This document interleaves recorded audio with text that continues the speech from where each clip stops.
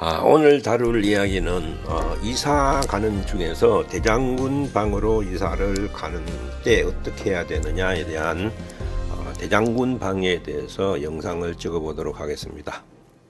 자, 우리가 살다 보면은 본의 아니게 또는 목표에 따라서 이사를 가게 됩니다. 물론 이사 가는 방위가 좋은 길방으로 걸리면은 문제가 없습니다만 대장군 방위에 걸렸을 때 난참을 당하게 됩니다. 어디서 들어보면은 대장군은 굉장히 무서운 방위라고 알고 있거든요. 물론 그렇습니다. 이사 방위 중에서 가장 두려워하는 방위가 대장군 방위입니다. 그래서 대장군 방위로 이사를 갈 때 어떻게 해야 되느냐에 대해서 질문을 많이 하시는 질문지를 가지고 하나하나 답변을 이어가 보도록 하겠습니다. 자, 1번. 대장군 방위로 이사를 가면 되나요? 라고 묻습니다. 엄격히 얘기하면은 안 됩니다. 또는 안 가는 것이 좋습니다. 그리고 간다면은, 그래도 꼭 가야 한다면은 특별한 방법을 써서 가세요. 라고 말씀드리고 싶습니다. 그럼 대장군 방위는 어떻게 되나요?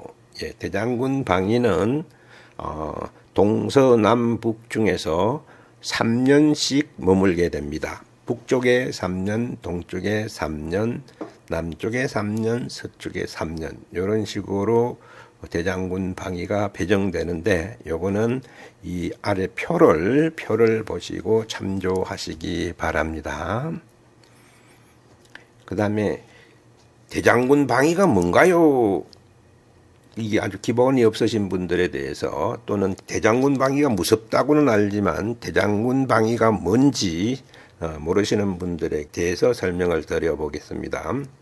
대장군 방위란 다른 것이 아니고요. 우리가 이사를 가게 되면은 세 가지 요소가 갖춰집니다. 우리가 흔히 눈에 보이는 것은 일단 이사 사람이 가야 되겠죠. 두 번째는 짐이 갑니다. 이것이 이사 전문지는 알지만은 그러면 방이나 이런 걸 따질 필요가 없잖아요.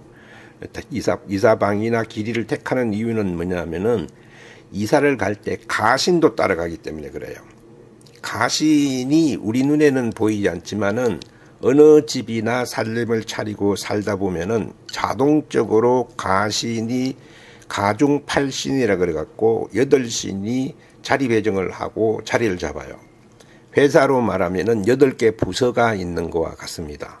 원튼 원하지 않든 간에 가중 8신이 있어요. 즉 회사로 말하면은 사장과 그다음에 그 사무집기와 그다음에 종업원이 있어야 되는 거거든요. 그와 같이 가정에는 종업원에 해당되는 게 가신이에요. 이 가신들처럼 또 대장신이 있어요. 대장신. 이 대장신이 있는 방향을 대장군 방이라고 합니다. 대장군 방은 대장신이 있는 곳이다. 이렇게 인지를 하시면 되겠습니다. 그 다음 질문은 대장군 방위로 이사를 가면 왜 안 되나요? 라는 겁니다. 이거는 뭐냐 하면은 가정의 가신들은 군대로 말하면은 사병인 쫄병이에요. 그 다음에 대장은 말 그대로 장군이나 부대장을 얘기하는 거예요. 학교로 말하면 학생과 교장 선생님, 회사로 말하면은 직원과 사장 이렇게 말할 수 있어요. 그래서 대장군 방위가 있는 쪽으로 이사를 가면은 가신들이 쫄병들이 대장을 두려워해서 흩어져 버려요. 그럼 이사 가는 도중에 가신들이 흩어지면은 가신 없이 이사를 가게 되거든요. 그러면은 그 이사를 가서 가정이 원활하게 돌아가지 않게 됩니다. 그래서 대장군 방을 무서워합니다. 그래서 흔히들 우리가 많이 쓰는 방법으로 그러면은 대장군 방위를 피해가는 방법은 없나요? 예, 그것을 이사 가는 방향이 대장군 방이면은 다른 쪽으로 멀리 돌아서 빙 돌아서 길방을 방향을 맞춰서 이사 목적지로 들어가면 된다. 이렇게 해서 빙 돌아가는 경우가 많아요. 심지어 이삿짐을 몰고 빙 돌아서 가서 커피 한 잔 먹고 좀 쉬었다가 들어가면 된다. 이렇게 늘 말씀하시는데 이거 안 맞는 방법입니다. 오늘 이야기의 대장군방의 이야기의 핵심이 바로 이것입니다. 대장군방 피한다고 빙 돌아서 커피 한 잔 먹고 들어가면 됩니까? 된다. 이래가지고 그렇게들 많이 하고, 그래서 쓸데없이 빙 돌아서 이사비용 많이 들고 시간 낭비하면서 들어가는 경우가 많은데 왜 안 되느냐? 왜 안 되느냐? 한번 생각해 보세요. 이사 출발지에서 이사 들어갈 목적지까지는 크게 한 방향이에요. 가다가 거기 조금 방향을 돌아서 들어간다고 그 방향이 아닌 건 아니에요. 즉 뭐냐면 길을 가는데 어떻게 직선으로 가지 않지 않습니까? 가다 보면 우회전도 하고 좌회전도 하고 우회전도 하고 좌회전도 하고 막 이렇게 하는데, 그럼 우회전할 때는 또 북쪽, 남쪽, 서쪽, 북쪽, 그럼 매번 방향이 바뀌잖아요. 그렇죠? 그래서 안 되는 거고, 또 하나는 뭐냐면은 가서 커피 한 잔 먹고 가면 된다. 그럼 먼 거리를 가다가 중간에 휴게소에서 커피 먹으면 거기서부터 또 이사 출발점이 되잖아요. 예, 이 방법은 아닙니다. 이사라는 것은 뭐냐 하면은 사람이 살고 있던 곳에서 살 곳으로 가는 거거든요. 잠시 쉬어가는 곳이 이사가 될 수가 없어요. 이사의 가장 근본은 가정을 이루려고 그러면은 먹고 자고 생활하고 하는 의식주가 해결되는 장소가 이사 장소예요. 상식적으로 생각해 봅시다. 우리가 어디 여행을 갔어요. 하룻밤 자고 오는 게 거기 이사가 될 수는 없잖아요. 그런데 하물며 커피 한 잔 잠시 먹고 간다고 거기가 이사점이 되는 건 아니지 않습니까?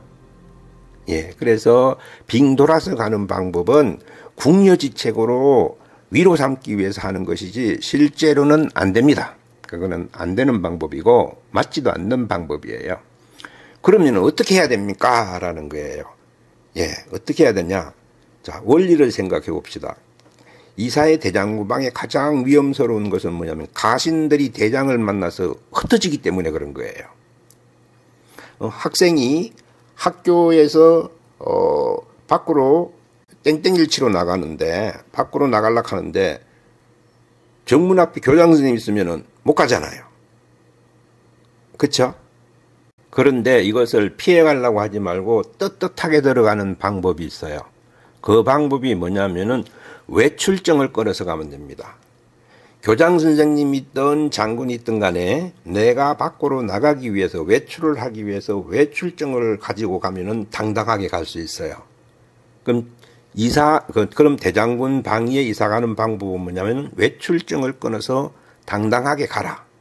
외출증이 뭡니까? 그 신들에게 통할 수 있는 것은 이사탈 방지부예요. 보여드리겠습니다. 대장군 방위 부적이에요. 이것이 대장군한테 외출을 하겠다는 외출증과 같은 역할을 해요. 이렇게 외출증을 끊고 가면 됩니다. 그러려면은 그럼 대장군방 이사를 할 때는 꼭 이 방법밖에 없느냐, 이렇게 이제 문제가 되는데요. 부적을 쓰려 그러면은 아무래도 전문가의 도움을 받는 것이 가장 좋고요. 그렇지 않다면은 여기 보여드리는 이 부적을 사본이라도 그려서 가면 좋습니다. 이게 통할지 안 통할지는 모르겠습니다만은 비유를 한다면은 외출증이 없어서 외출증을 가짜로 복사를 해서 가는 것과 같습니다. 잘하면은 통할 수 있고 잘못하면은 안 통할 수도 있습니다만은 그래도 이 방법을 써야지 됩니다. 가장 좋은 방법은 전문가의 도움을 받아서 이사탈 방지부를 쓰는 것이 좋습니다.